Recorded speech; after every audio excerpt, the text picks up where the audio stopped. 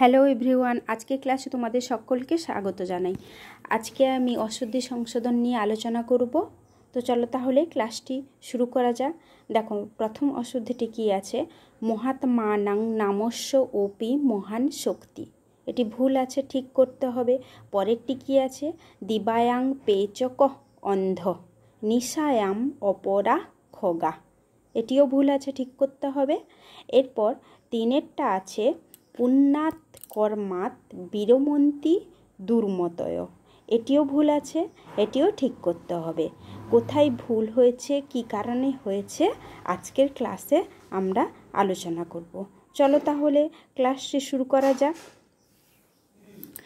তার আগে বলি, আমার চ্যানেলে যারা নতুন তারা আমার চ্যানেলটিকে সাবস্ক্রাইব করবে, আর যদি ভালো লাগে অবশ্যই একটা লাইক করে দেবে।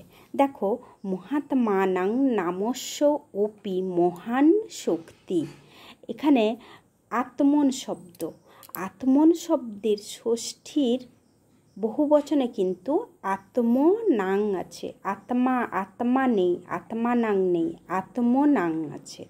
তাই এখানে কি হবে? মহাত্মনাং। আত্মন শব্দের ষষ্ঠীর বচনে আত্মনাং আছে, তাই হবে মহাত্মনাং। তারপরে দেখো নামস্য। নামন শব্দের ষষ্ঠীর একবচনে কি আছে? নাম্ন আছে।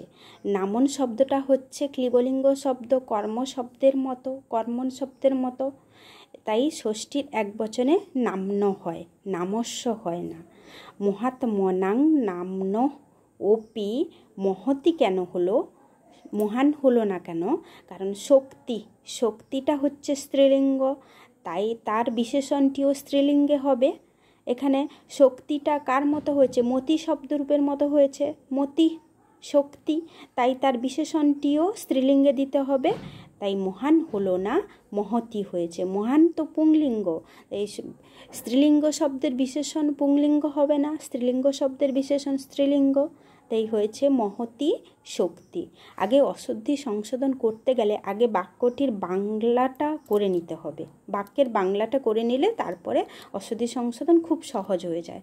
তাহলে মহাত্মানাং নামস্য ওপি মহান শক্তি কি হলো? মহাত্মনাং নাম্ন ওপি মহতি শক্তি।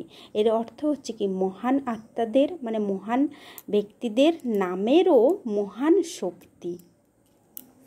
এরপরেরটা দেখো, দিবায়াং পেচক অন্ধ নিশায়াম অপরা খগা। এই বাক্যটির বাংলার অর্থটা কি হবে? মানে দিনের বেলায় পেঁচা অন্ধ, আর রাত্রিতে অন্য পাখিরা। এটি ঠিক করলে কি হবে? দিবায়াং হবে না, কারণ দিবা হচ্ছে অব্যয়ের কোনো পরিবর্তন হয় না, দিবাই থেকে যায়। দিবা হচ্ছে অব্যয়। পেচক অন্ধ, এটা ঠিক আছে, দিবা পেচক অন্ধ। এরপর নিশায়াম অপরা খগা। অপরা হবে না, খগাটা হচ্ছে এখানে প্রথমার বহুবচন, তাই তার বিশেষণটিও প্রথমার বহুবচনে দিতে হবে। কিন্তু এটি অপর শব্দটা অকারান্ত নরশব্দের মতো মনে হচ্ছে, কিন্তু এটি অকারান্ত নরশব্দরূপের মতো নয়, এটি সর্বশব্দরূপের মতো এর রূপ হবে। তাই এখানে হয়েছে কি? অপরে। সর্বশব্দের প্রথমার বহুবচনে আছে সর্বে, এখানে হয়েছে অপরে খগা।